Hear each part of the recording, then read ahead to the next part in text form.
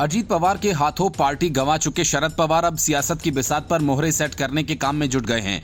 उन्हें लोकसभा चुनावों की नहीं बल्कि उसके बाद के समीकरणों की चिंता है, जिस पर वे काम कर रहे हैं। उनके संकेत साफ हैं कि चुनाव के बाद वे अपनी पार्टी का विलय कांग्रेस में करेंगे और इतना ही नहीं, उद्धव ठाकरे को लेकर भी उन्होंने कुछ ऐसे ही संकेत दिए हैं।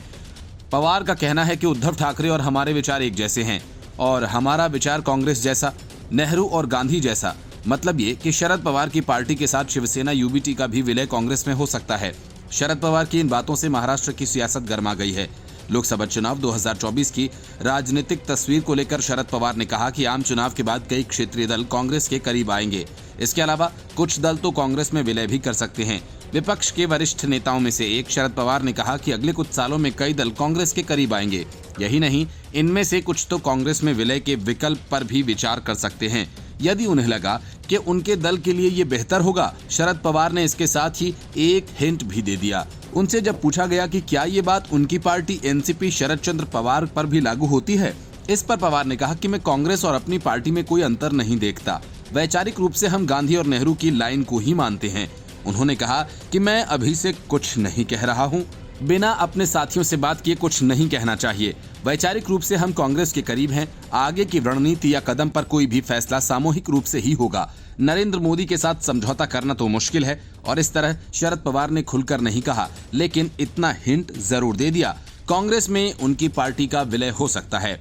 शरद पवार की ये टिप्पणी ऐसे वक्त में आई है जब कांग्रेस से अलग होकर बने कई दलों का नेतृत्व अब उनकी दूसरी पीढ़ी के हाथों में है।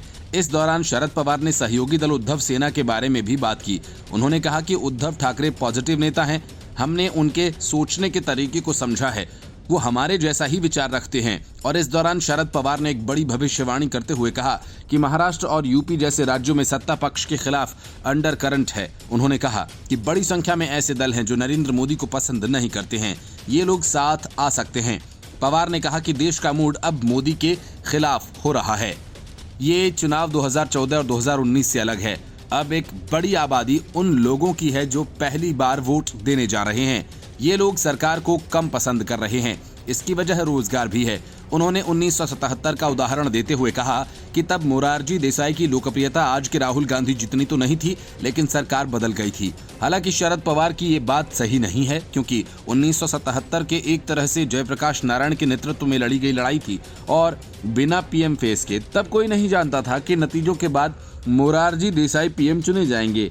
लेकिन वक्त लोकसभा चुनाव का है तो शरद पवार इतनी गुगली तो फेंक ही सकते हैं। उन्होंने अपनी बात को सही ठहराने के लिए मोरारजी देसाई की कहानी गढ़कर सुना दी। Bureau report, news of India.